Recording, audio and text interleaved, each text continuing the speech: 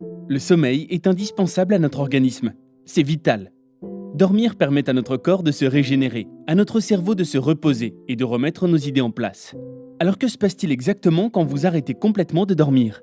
Après les premières 24 heures, le comportement de la personne devient impulsif. Le temps de réaction se ralentit et les fonctions cognitives et perpétuelles se réduisent.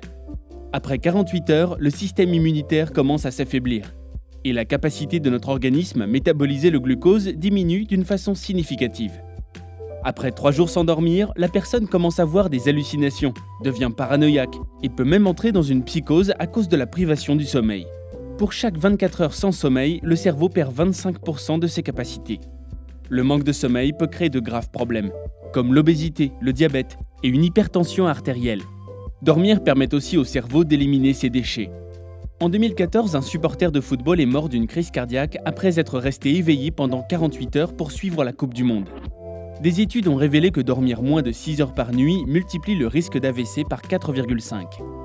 Le détenteur du record Guinness de privation de sommeil est Randy Gardner, un lycéen américain de 17 ans qui est resté éveillé pendant 264 heures, soit 11 jours. Il existe une condition très rare appelée insomnie fatale familiale. C'est l'une des maladies les plus angoissantes qui existent. Elle entraîne des insomnies qui mènent à des hallucinations, à la folie et enfin à la mort. Une quarantaine de familles dans le monde sont concernées par cette maladie, soit environ une centaine de personnes, et leur espérance de vie ne dépasse pas 18 mois.